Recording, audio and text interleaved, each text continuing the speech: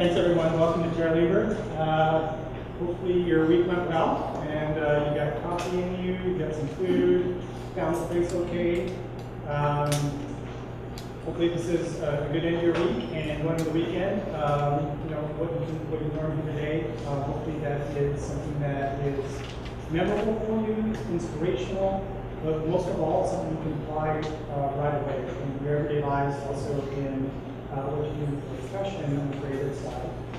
I don't know if a lot of you know how creative mornings work. Actually, this is my first time. I watched a lot of videos before, and it's my first time being one, and actually presenting one. But when we were selected to give this presentation, we were given a one-word theme. And our theme word is connect. And so what we did after we had that was we came back to the office. There's probably about 5 or 6 of us got together and just started brainstorming ideas. And after about, 30 or 45 minutes, I think we started to fizzle out. We weren't really happy with what we were coming up with. And I went back to my desk and I thought, and I'm just speaking for myself, not for the other people who were in that, I thought my ideas were really, really bad. I thought they were just crappy. And I started thinking about, well, why is that? And I think it was because for me, the ideas that were coming out in the brainstorm, which is kind of what we're supposed to do, just start spewing things out, was that they were very expected. They were not very imaginative. They were kind of coming from the same perspective as I always approach problems. And I realized it was because that was based on, historically, what had worked for me and what was safe. And so we went away for a few days, we came back, and I think a lot of people on our team sort of had the same realization. And we decided, all right, let's look at this word connect again, and let's see if we can turn it on its head a little bit and look at it from a much different perspective. And that's what we did. So the title for this, using the connect theme, is actually connecting by disconnecting. And so a little bit about us. Chris Pruitt, sitting right here, is our online marketing specialist. Chris helps our clients achieve higher rankings and being relevant on Google and Yahoo and Bing and everything else. She has a lot of experience in search engine optimization, pay-per-click, pay-per-click advertising, within social media, and writes a lot of our content. So she is creative all the time. I'm Gil Rodriguez, I'm the Director of Strategy. I help our clients come up with strategies that generate results. And I do that through digital marketing channels and activities that map back to our clients' goals and then also to their unique audiences. So that's us by day. By night, Chris Pruitt is our creative alchemist. Chris lives, eats, breathes creative. She is an exhibitor, both locally, very active in the downtown scene, had some international shows as well, has a teaching background within art, and just volunteers a lot in the community. And for myself, I actually started out in design, print design way back when. I was a type designer for about 6 years right out of school. So please forgive photography and Keynote. It doesn't current individual characters. After that, about 12, 13 years ago, I got into the digital side, and I was doing web design and some production, HTML, CSS, and then got into user experience design. And then for about the past 4 or 5 years, I've been on the strategy side. And thankfully, I get to use all of that in my day-to-day creative problem solving. So, how do we connect through disconnection? We came up with these clever 4 F words: fear, focus, failure, and freedom. To try to simplify something that can be extremely complex. As you know, looking at fear, focus, and failure, these are topics that you could have multiple series on just one of us. But we're going to try to lightly touch these and make them simple and hopefully very relevant for you. So fear is in the approach that we do here. Going back to my stories about the way we approach the connect. Fear is just being able to get out of your comfort zone and take a different approach to something. And that could be fear of looking like a fraud. It could be fear of being embarrassed. embarrassed, it could be fear of the outcome, whatever it is. A lot of that just begins with taking that first step. Focus is actually kind of, when we think about connect, is a lot of what we lose when we start connecting too much through, whether it's devices, whether it's social media, different types of data. A lot of times, because of that, we become overwhelmed and it becomes very difficult for us to focus. I recently did a little bit of research on the idea of multitasking and how I feel bad because I'm not a really great multitasker, and then I felt better after reading this because it said that only about 2% of the population actually can truly multitask. So if you're interviewing someone, they say, yeah, I'm a great multitasker, they're probably lying to you. Something else I read was that once you are focused on something and then take on an additional task, the thing that you were focused on to begin with, you lose about 30% of your productivity and the ability to process that. So multitasking is pretty tough, and so it's very important to be able to detach from that and focus on the problem at hand. Failure is something that scares a lot of us.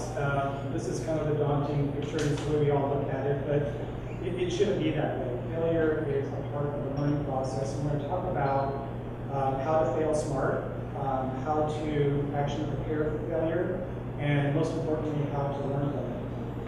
And then at the end is freedom. And this is how we're going to close this. I can't tell you, even after going through this, no matter how great of a job of person I do, that at the end of this you're going to feel free and you're going to be able to solve every problem that you're encountered with. And so this is really going to be more of an interactive time. So hopefully, as we go through each of these topics, I know maybe quickly now you're thinking about some areas where you've been afraid in getting into problem solving or been afraid of failure, and hopefully you can open up and think about some of those things and share those at the end, and that's how we'll close the presentation. So without further ado, I'll hand it over to Chris Pruitt.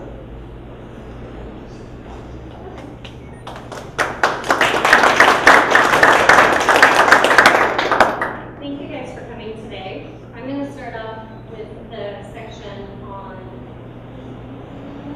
fear and talk a little bit about that in more depth. So, why are we afraid, and what are we so afraid of? So, a quote that I found that I liked a lot is by Mark Twain. I've got a lot of great quotes. Courage is resistance to fear, and it's mastery of fear, but it isn't the absence of fear. And another quote was by Lao Tzu, which reads, "There's no illusion greater than fear." So these are very different quotes about the same thing and maybe our experience of it. So why are we afraid, and how does that look? So some of the things that we might be afraid of, like Bill mentioned, are being perceived of as a fraud, or maybe being afraid of our own authenticity, or whether other people are receiving that authenticity, able to relate to us. Sometimes we fall back into those habits of what we feel is most acceptable in those situations, or what we've been taught. We might be afraid of financial implications of certain actions that we may want to take, or how those actions might be perceived. So when we're fearful, we have a few things that happen. We've got worried thoughts that plague us. We also have physiological and physical sensations to that fear. Our heart speeds up. Mine's probably doing that a little bit right now. And we might have shortness of breath and not be breathing as deeply as we could, and engaging in some behaviors that are fight or flight behaviors. So, wanting to get out of that situation, or body language might be connoting that we aren't open to what's happening around us. And our fears hold us back from achieving our goals a lot of times. So they can hold us back from experiencing new things, going new places, trying new things we might want to try. An example of this that I think we all either may have experienced or know somebody that's experienced is a fear of flying. A lot of people are afraid to get on airplanes, and there's a lot of reason for that, or maybe a fear of going somewhere by themselves. So what does that inhibit us from getting that we might like, you know, it might prevent us from going somewhere we want to go and experiencing something that we think we would enjoy, but there's that block in between that's preventing us from getting there. And when we're afraid, what do? So if you guys can kind of conceive of a moment, maybe close your eyes, where you had a fear, and it could even be childhood or it could be fairly recently, you know, mine probably right now.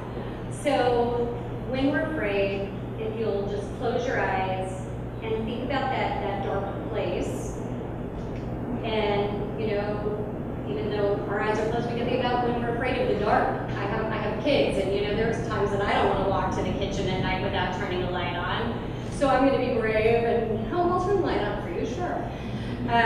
So even when we're pretending bravery for our children or others around us, so if you can experience those sensations while your eyes are closed, and just think about how that's a habit, and how you feel the stress in your body, and what that experience is contextually. Now, go ahead and open your eyes. So these are the things that happen. And then also I'm going to go over the things that can't happen when we're afraid. So one of the things that happens, again, you may have experienced just in that little memory, that discomfort, that heart rate speed up, that I don't want to deal with this, I don't want to do this. So when you're in that place of operating, we don't have access to innovation, we don't have access to our creativity, and we don't have access to new ideas.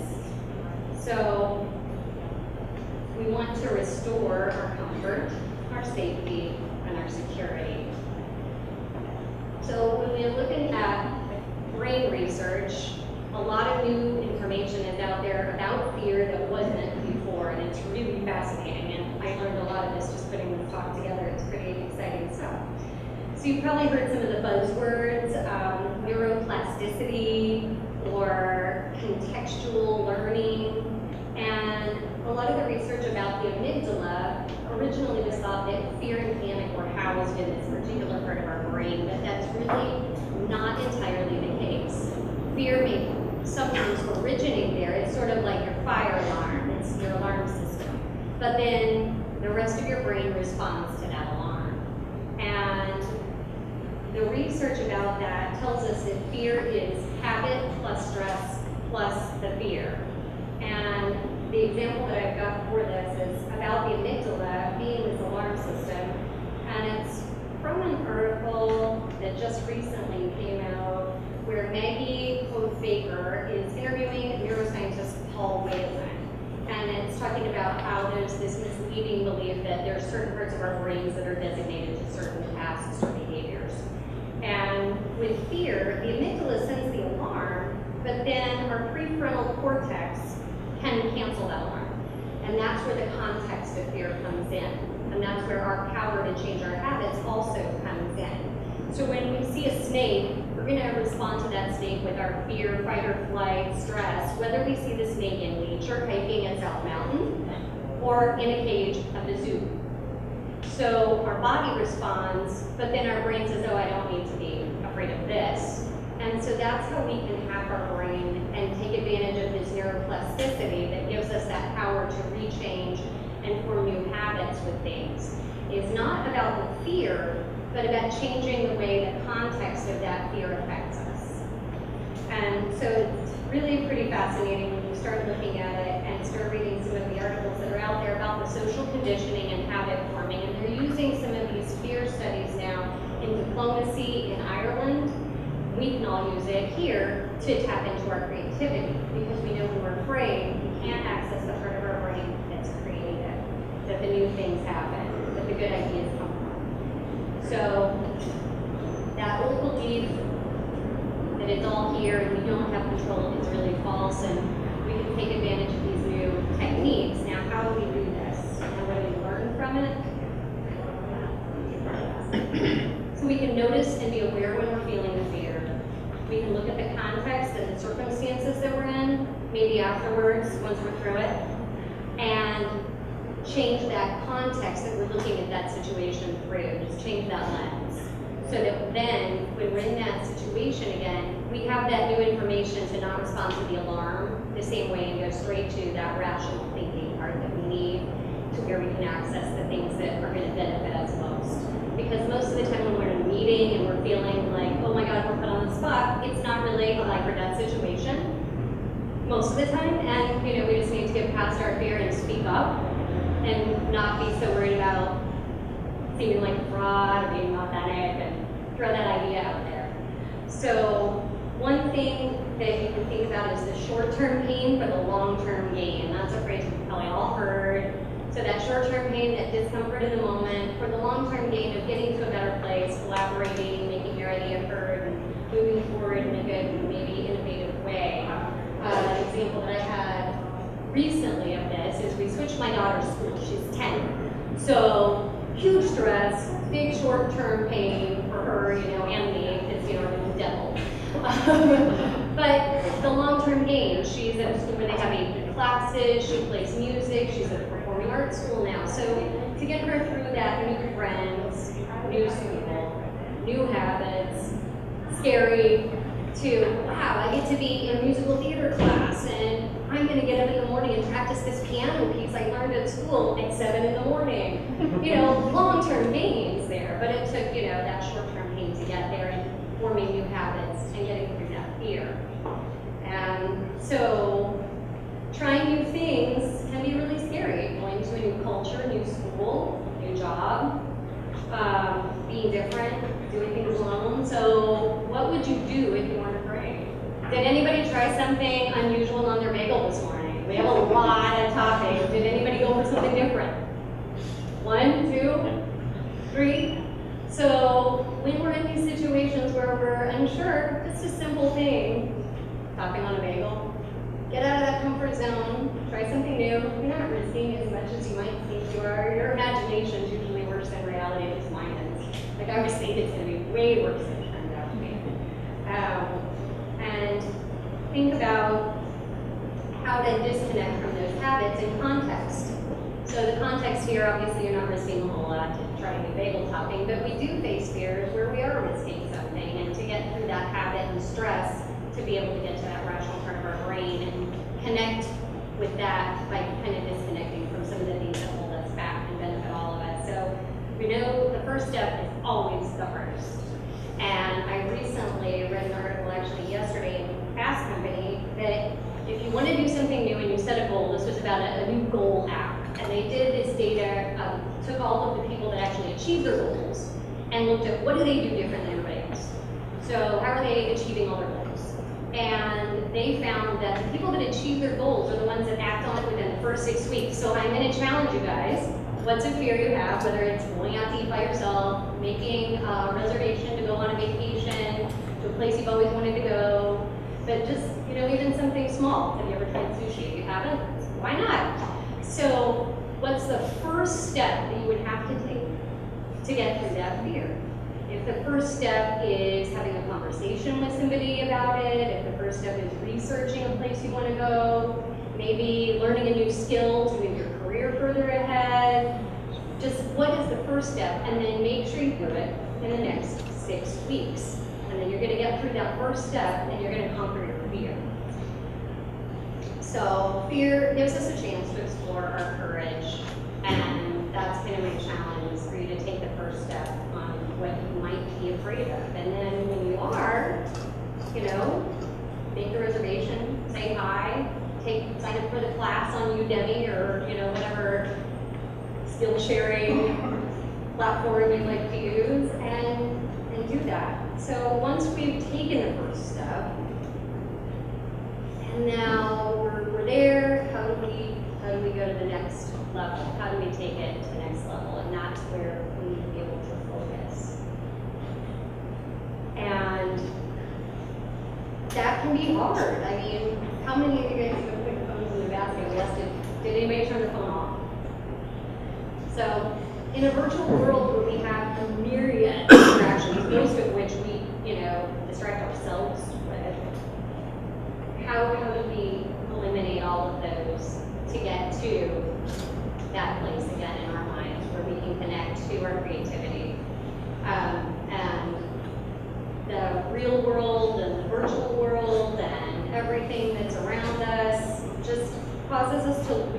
creativity. Clifford Nass, a professor at Stanford, was talking about how the more media we have around us, we have the TV on, the music on, we're working on our laptop, we've got, our phone next to us with text messages coming in, it causes us to lose creativity. And we're all creatives, and that's what a lot of us are relying on to further our lives and careers and benefit others. And when we have this multitasking problem, we're disconnecting from the part of our brain that we need the most. And it's causing us to lose our ability to concentrate. And it's also a habit. So when we don't understand maybe what we're working on, sometimes we'll look on our Facebook, or maybe we're not fully understanding the scope of what it is that we're shooting for, or we're adjusting to that path of least resistance in a way like, oh, I can get by with this. So we're kind of falling into that pattern of being easily distracted and not putting forth our best. And this morning, there was an article by Drake Baer talking about how the research that Dr. Gloria Mark at UC Irvine, or University of California, Irvine is doing is that when we're distracted at work, even by an email or a phone call or a text, it can take us up to 23 minutes to regain the focus we had before our distraction. So that's a huge loss in productivity, and it's also a loss in our being able to access that part of the brain that is where the good stuff happens. So when we're faced with these distractions, and we're information overloaded, we get frustrated, we get stressed out, and it can really push us away. So more studies lately that you've probably seen talk about the benefits of meditation. And I've been meditating for 8 years, and can tell you, personally my experience with it, but I think a lot of the studies that are out there are pretty impactful, and I really love this quote, because this really is still part of it, and all this woo-woo mystical stuff is really retrograde, so it's not the hippie bullshit that a lot of people think it might be. It's about hacking your brain so that you can optimize your performance and get more out of your life. And, that's what it kind of comes down to for me. In the past 30 days, these are the places that it just, at an initial search, I found articles on the benefits of meditation. Huffington Post, Arianna Huffington actually has a meditation practice offered to her employees. Why? Not because she wants them to contemplate their place in the universe, but because it improves the bottom line. Seriously. And Esquire magazine, in U.S. News, in Fast Company, in Wired, which is where that quote came from, talking about the meditation practices that they have at Google, Napa Valley Register, PsychCentral.com, the New York Times, the Financial Times. So this is just a cursory search extolling the benefits of meditation, and not from a philosophical existential place, but a really practical way that we can utilize. Evan Williams, the co-founder of Twitter and founder of Medium, which is really cool if you haven't checked it out, is a well-known speaker on the subject and actually hosts classes in his startup. At Google, they packaged meditation classes in 2007 as emotional intelligence improvement courses. They got more buy-in that way. And now they have more programs on mindfulness and meditation. If you paid any attention or watched any of the videos from Disrupt San Francisco, Mark Benioff, the CEO from Salesforce, had this really beautiful talk, and there's excerpts online that I recommend you listen to because they were really impassioned, and he's a pretty cool guy to listen to, about his relationship with Steve Jobs. And at the memorial, how the last thing people were given was actually a copy of Autobiography of a Yogi by Paramahansa Yogananda, who kind of brought some of the religious practices from the East to the West Coast and started, I think, in about 1920 or 1930, teaching meditation as a form of self-realization and self-actualization through some techniques from the East.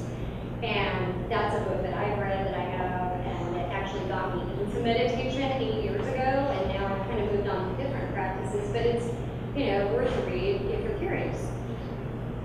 And so why does all this matter? We want to access our brain. We want to disengage the fight or flight. We want to benefit our health. We want to reconnect with our curiosity, connect to others in a more authentic way. So, what does this look like in a business setting? Improved judgment, better reasoning skills, moving the innovation process along faster because you're able to be less attached to those ideas you throw out. And it's more about getting to that destination than who did what, when, or how. And it helps you calm your mind and remove those distractions and be able to not pay attention to the things and get down to business. So I'm an artist. Meditation definitely helps me kind of tap into that creative process when I'm making new work. And obviously, as an artist, you got to be really open to criticism. It helps me be a lot less attached to those ideas when they are not really great. Walk away and go, okay, well, maybe tomorrow's idea will be better. So the health benefits, there's a video on phone distraction that a couple of people have been sharing on Facebook. You can watch that because it talks about just your authenticity in your life. But right now, I want us to actually just practice a brief 1-minute meditation. So what we're going to do, super easy. We're going to just get comfortable in our chair, sit up, put both of your feet on the ground. If you've got your legs crossed, sit up straight, get comfortable. So what we're going to do, we're going to breathe in for a few seconds. We're going to hold it. And then we're going to breathe out. It's really that easy. So you can close your eyes. You can think about something nice if you want. But we're just going to do it 3 times. So we're going to breathe in, hold it, and breathe out. So everybody just inhale. Hold it for about 5 seconds. And exhale slowly. Breathe in.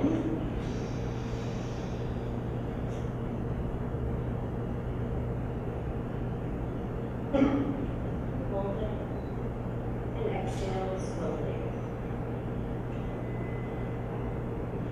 One more time. Just inhale deeply. Hold.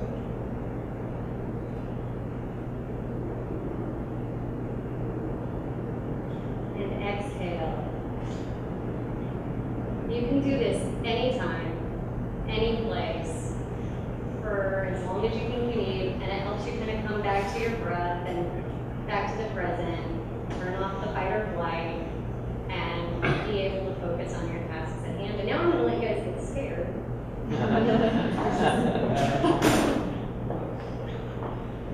Yeah, so now that you're all relaxed and focused, we'll get you with some failure. How many of you woke up this morning and said, today I'm going to fail 3 times. It's going to be an awesome day. You did, Jess? All right. I don't do it. I mean, that is not, as people, that's not the way we measure our success, whether it's success within how we perform at work that day or success for our own personal lives. So that is something that's really ingrained in us from the time when we're very young.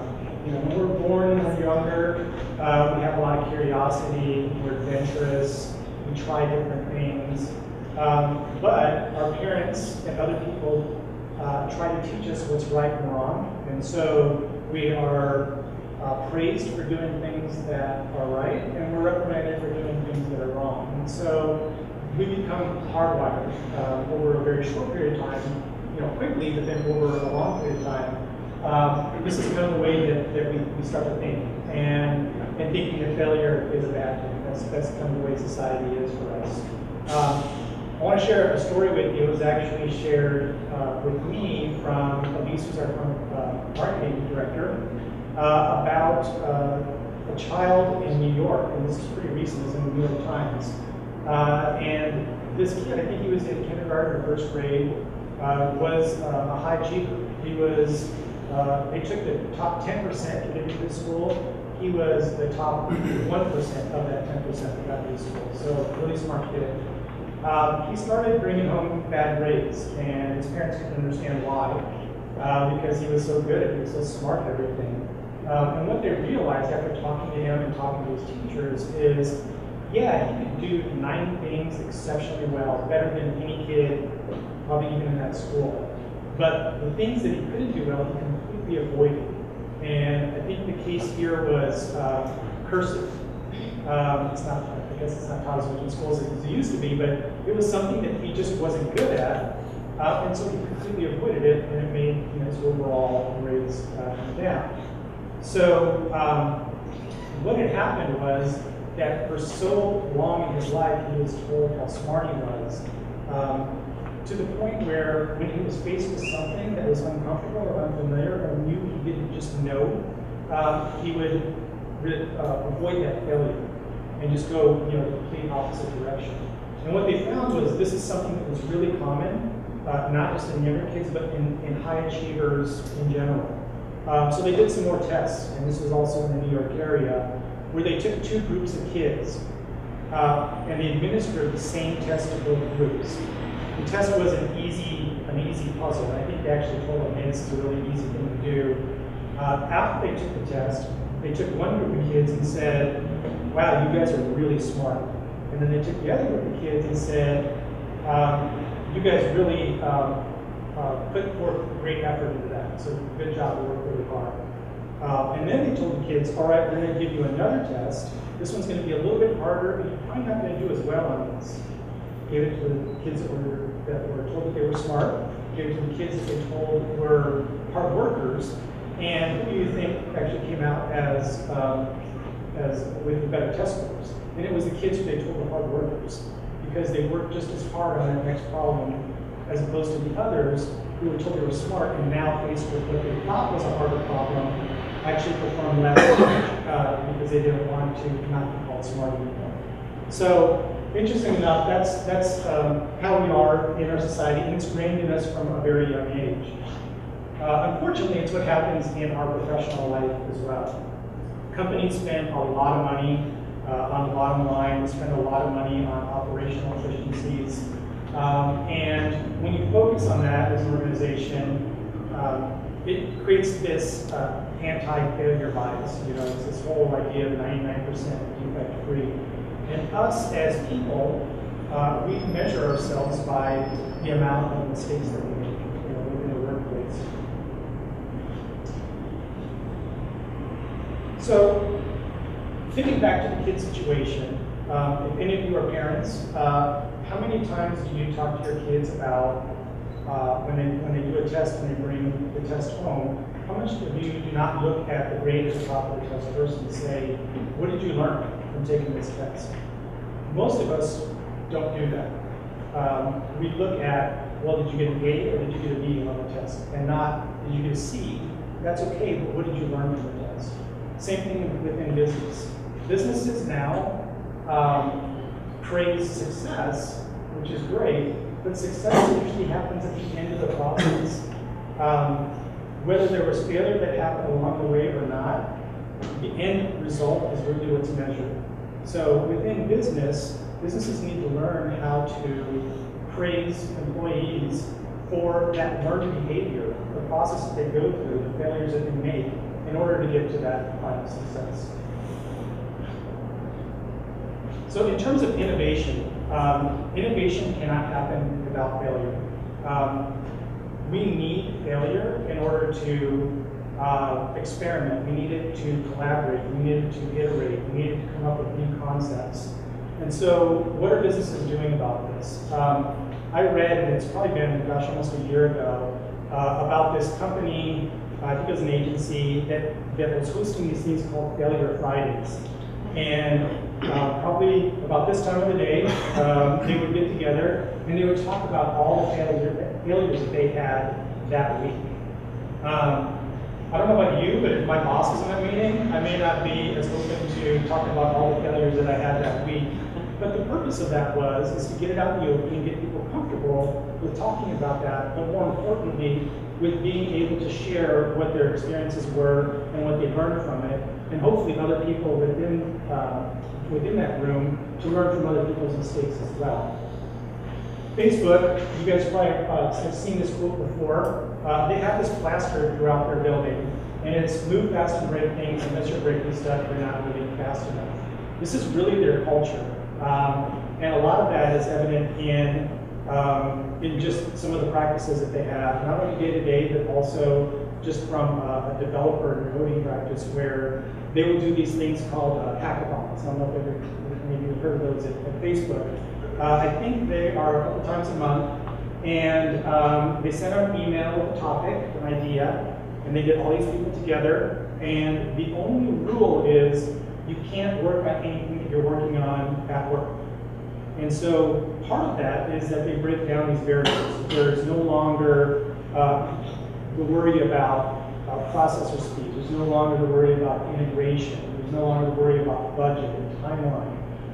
And what has happened is these have proved to be extremely effective, not only in creating kind of that risk or that failure acceptance culture, but also in actual product development. So video integration, the like button, those are, okay, thank you. So video integration, the like button, those are things that came from these hackathons. 5 minutes, so I'll move a little bit quicker here. So you probably heard this also, fail early, fail fast, and fail often. This is really, a lot of this is kind of the mantra, the philosophy, kind of rolling out of companies like Facebook and Google in Silicon Valley area among startups. You also hear phrases like this in a lot of co-working spaces. So if any of you work at like the Hoots or Gangplank, hopefully a lot of that stuff is happening there as well.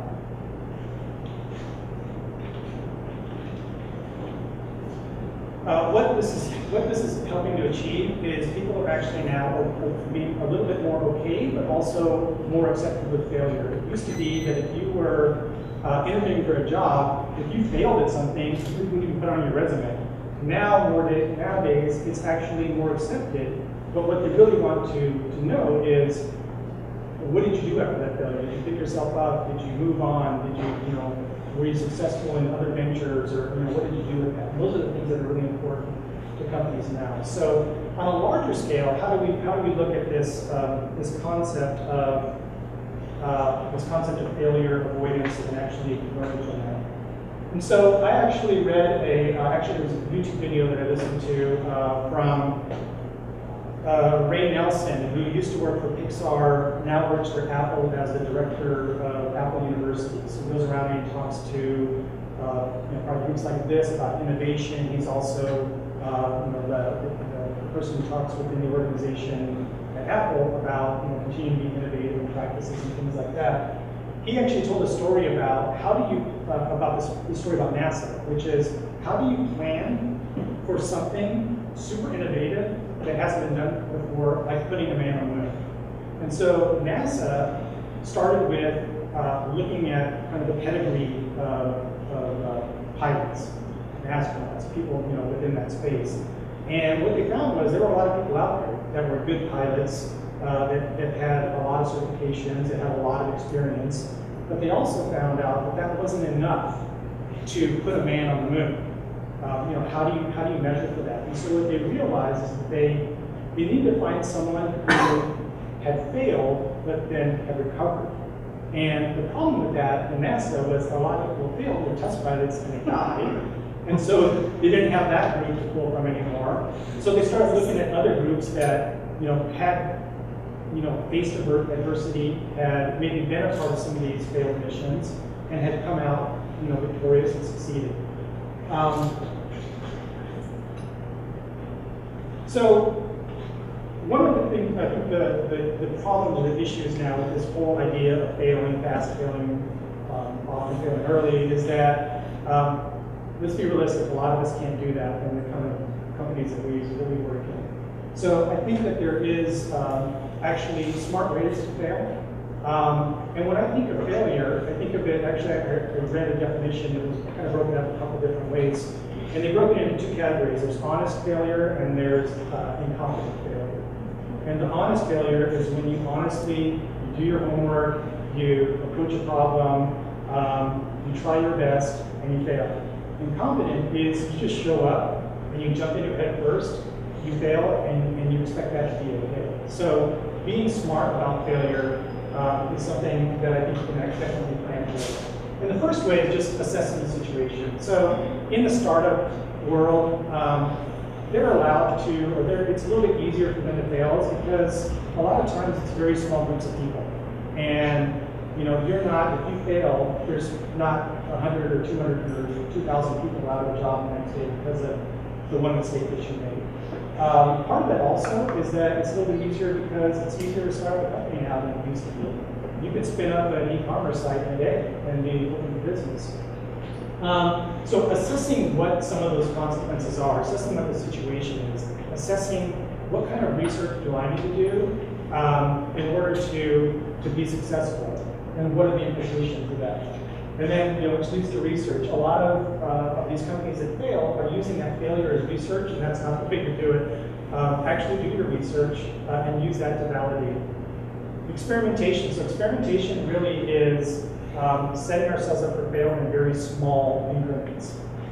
And then prototyping. So for us, what we do, prototyping can be low fidelity, medium, it can be high fidelity. And that's part of what you need to figure out in the assessment phase is in order to get your point across, in order to fail fast or fail early, what's that level of fidelity that you need to create?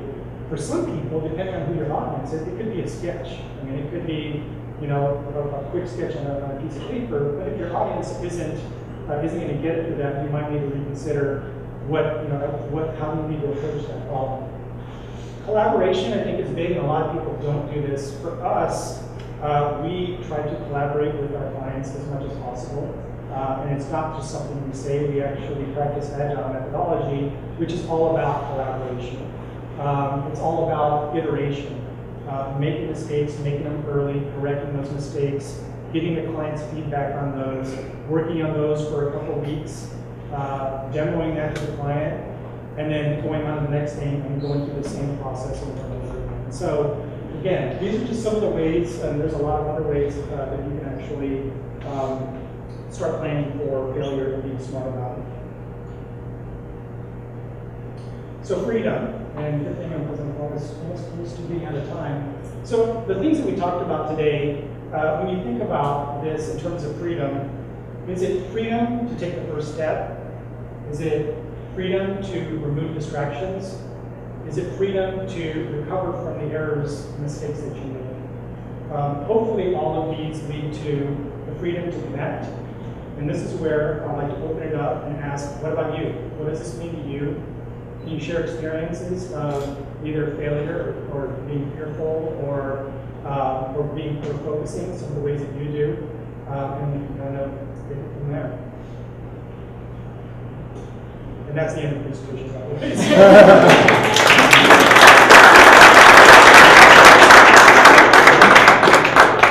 anybody like to share anything?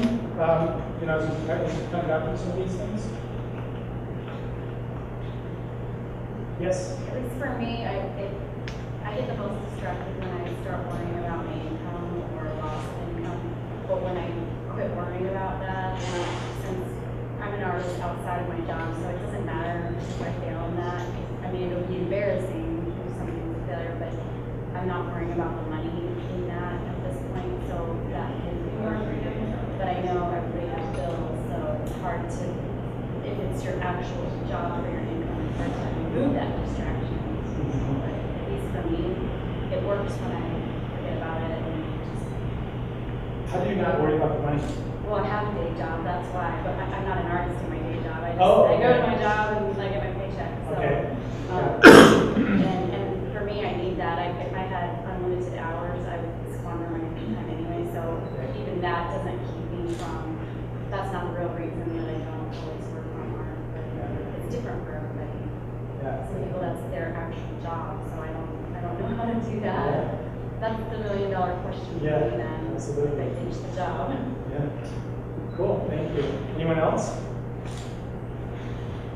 Yeah, sometimes I just jump ahead. Like I'm not patient, so if the process is step 1, step 2, step 3, step 4, I'm supposed to be at step 1, but I'm thinking about step 4.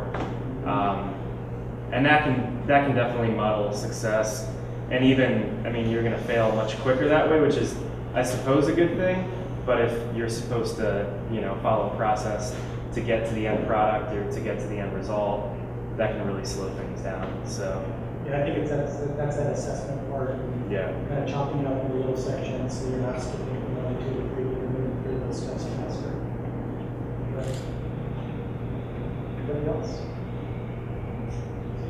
Yeah, I had a client, not interview, but I was trying to garner new work, and so of course they asked, well, show me some of the work that you got going. And, I presented the work, but I decided to present one of my failed jobs that didn't work because it was pretty close to my heart. Parts of it I really liked a lot, but I actually went out there just off the cuff and just saying, this is one that really bombed, and here's why it bombed. And I think they really appreciated the transparency of that, and I shared what I did learn from it. And it actually got the conversation rolling even further about their project and what could happen, the pitfalls on their project. So I think that actually kind of helped by just getting it out there.